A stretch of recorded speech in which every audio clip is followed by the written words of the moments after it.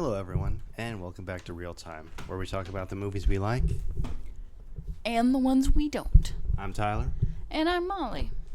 We just saw the newest in the live-action remake trend, this time from DreamWorks, that being How to Train Your Dragon. And, well, we're here to tell you what we think about it. So, the nice thing about this is I wasn't really expecting any spoilers going in, so I wasn't really worried about that on like Twitter or Reddit or anything, so no concern there. That's good. But how does it hold up compared to the original? Well, I obviously am more partial to the original because to me I viewed this movie as it was an unnecessary movie. I don't think it needed remade at all because the original was like perfectly fine, so I didn't really see a need for it, but it was faithful to the original movie. Yeah, as far as unnecessary remakes go, this was a perfectly adequate one, honestly.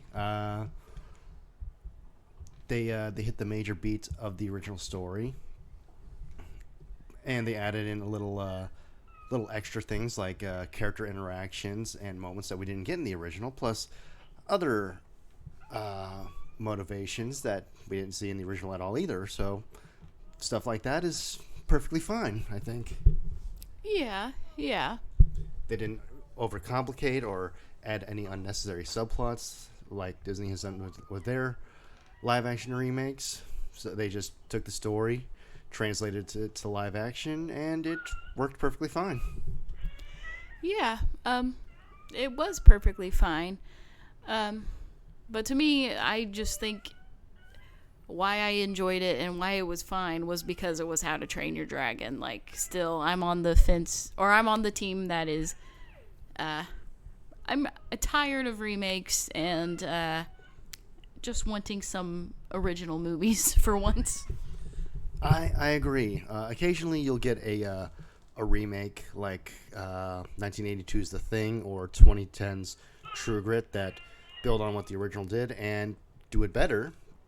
And sometimes you'll get remakes like Gus Van Sant's Psycho or the quote-unquote live-action remake of The Lion King that just do the same thing but worse. This is somewhere in the middle where it's fine. It's pretty harmless, pretty non-offensive, and really respects the original while not being the best thing you could watch, but still being a perfectly decent couple of hours of your time. Yeah, it was, like you said, perfectly fine, perfectly decent. Yeah. All right, now, of course, there's a whole new cast for this one, but the director, Dean DeBlois, is the same as the original, so that's nice. Good to see him back, which probably best that he did do that because otherwise studio might have gotten some other guy to butcher his story, and we wouldn't have wanted that now, would we? Yeah, that would probably end up being a whole lot worse. But in these roles, we have Mason Thames as Hiccup, who I feel like did a decently fine job. He's he played this role with not quite the same heart as the original, but enough heart to make it his own. Yeah. He did do good, though, like what I was just saying to you not too long ago, is I did miss the voice of the original because I just associate that voice with Hiccup so much. But this new guy, he definitely did the best with what he could. I agree. In the role of Astrid, this time we have Nico Parker. Now, when she was cast, there was some quote-unquote controversy over casting a black actress to play Astrid. My take is I really don't care, honestly. And it's explained in the movie like why there are more than just white people in Burke. People from all over the world emigrated to this area and, put their roots down, and now there's all sorts of people in Burke. Works for me. My only complaint, and this goes to a lot of movies, as a natural blonde girly myself, I see a lot of blonde characters be replaced by characters who are not blonde. And like I said, as a natural blonde girl myself, it makes me just a little mad that it's always the blonde girls getting recast. Okay? Hey, it's not just the blondes. Hollywood's replacing gingers with people too. That's okay.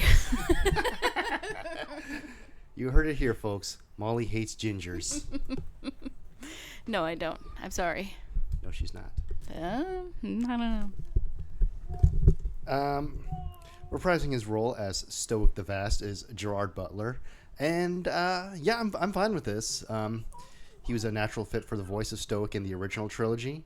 And that plus his natural screen presence elevates this role to an even bigger height. So, good job. Yeah. Pretty cool that, they got the same guy. So, that's nice. Yeah, it's not like when I'm going to be picking on Disney a lot in this video, but I don't care. It's not like when Disney just brought James Earl Jones back to do Mufasa again, where he's just doing the same thing, except he sounds like he's ancient. Here, with a live action remake, like actually live action, again, you get more of an actual screen presence and a more physical acting as well. You know, we get some of the moments from the original that I really liked, like Stoic being conflicted after he disowns Hiccup. We get to see that in his face and in his body language, and it's great. Yeah, it is nice to see this actor who was the original voice come alive and be able to act in his own character. Well, given that they're doing they already announced the sequel, Stoic won't be alive for much longer.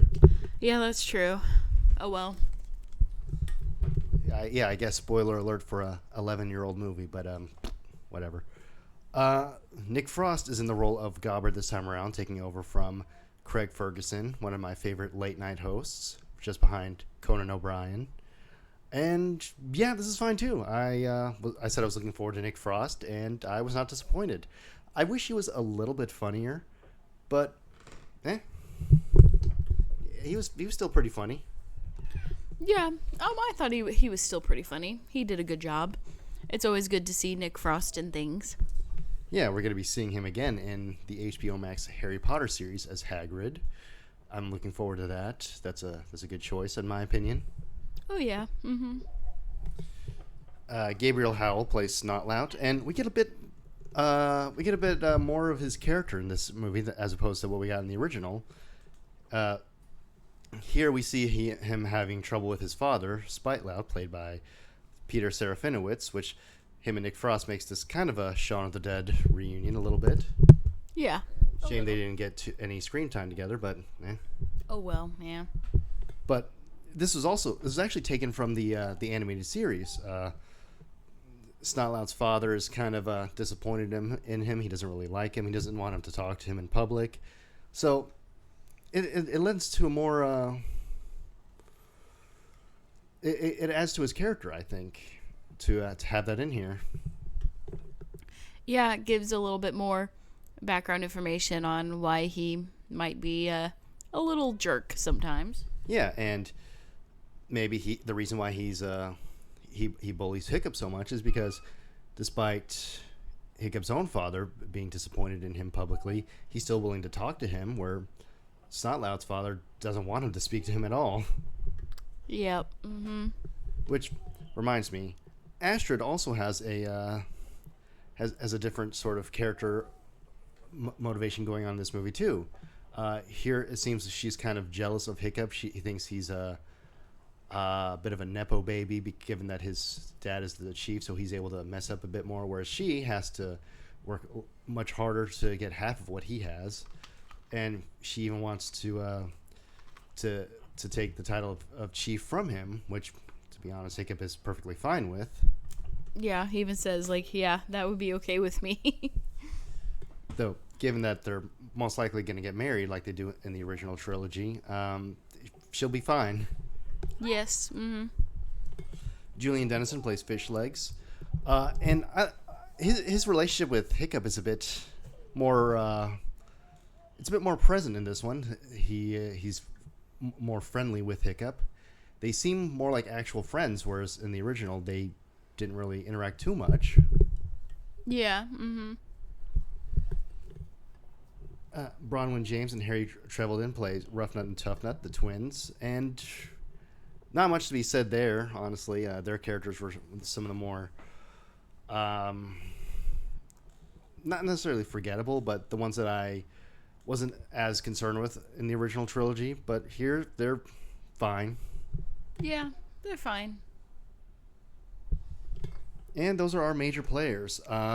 Toothless, of course, is adorable. Self.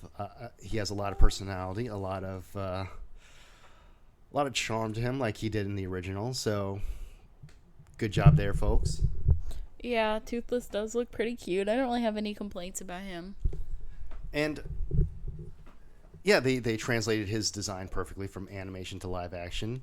There was this stage show that was going on at least a decade ago where Toothless didn't look great, but you know, it's a puppet. These things gonna happen. But here, he looks basically the same as the original. It's great. They translated the design while also making it realistic and detailed. So, and which also allows him to actually emote perfectly. Yeah. Yeah, like I said, I had no complaints. I think he looked, pretty much just like he did in the movie. Now the other dragons.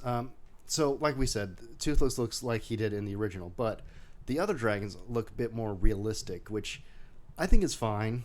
Toothless, I think, needs to be a bit more cuter, given that we have more of an emotional attachment to him than the other dragons. But that said, the other dragons do look pretty good. I read that they used a mix of puppetry and CGI to bring these dragons to life, so I'm all for that. Which, at one point, I thought that I was thinking to myself, that dragon kind of looks like a puppet. Turns out it was. Yeah, that's probably why they looked so good. And the Red Death, the Dragon Queen at the end, is actually red this time around. It's kind of weird that they called her the Red Death in the original, but she's not red. But they fixed that. Yeah, maybe that was in the book. Maybe. Overall, this is a perfectly okay movie. My only real complaint, and unfortunately it's a big one, is why do this when you have the original? Like, the whole time I was watching this, I was just thinking to myself, yeah, this is fine, but I could be watching the original and I could be having a better time. That's not to say I didn't enjoy myself. I did. It's just that maybe it was because I also we had just watched the original, so I had that fresh in my mind. I was just thinking, okay, I've seen a better version of all of this. Yeah, that's pretty much my thoughts too. Is why even remake this? Why do this? Oh, our daughter is screeching. So yeah, it's like I would much rather be watching the original. Yeah, but still not too bad. Now, Jay Baruchel and America Ferrera, the original voice actors of Hiccup and Astrid, have praised the leads' performances, so that's nice to know that they approve. Yeah. That is nice, and like I said, I didn't really have any problems with the performances. I hope we can get all the original voice actors in these next couple of movies. That'd be nice, except for T.J. Miller. We don't need him. That'd be fine if he doesn't show up. Yeah. Mm-hmm. Let's see. Now, this movie was also released just after another live-action remake of an animated movie originally written by Chris Sanders and Dean DeBlois, Lilo and Stitch. And as far as live-action remakes go, this was treated a lot better. Yeah.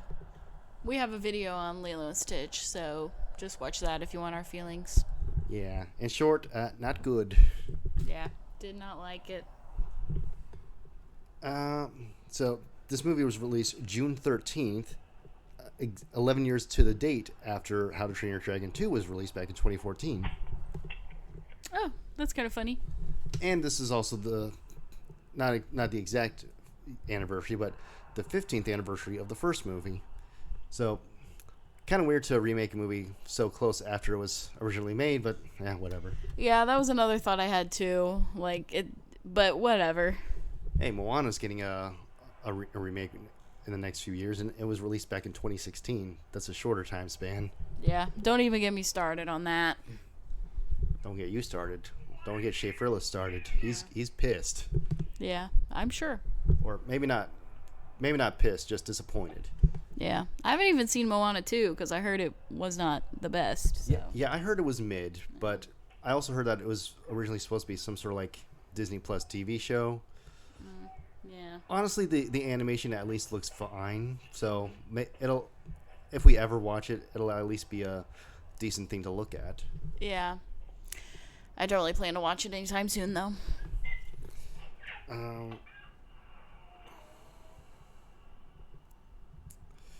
Yeah, this is a perfectly fine movie. Go see it if you're curious. Personally, I don't see very many live action remakes coming from DreamWorks.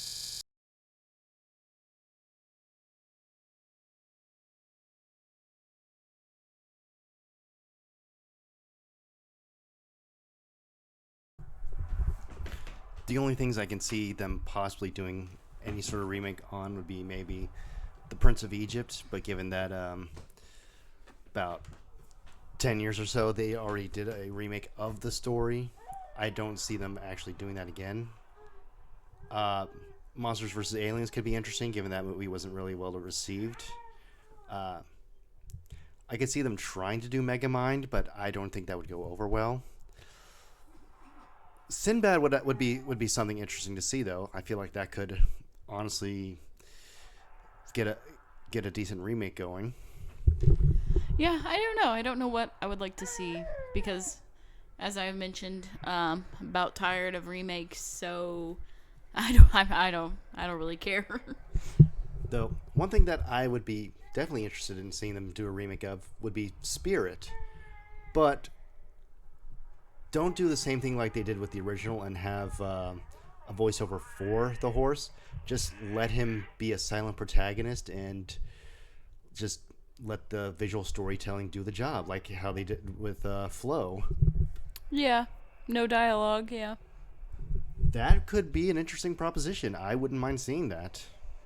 And part of me doesn't want to see a live action remake of The Prince of Egypt because I know it would just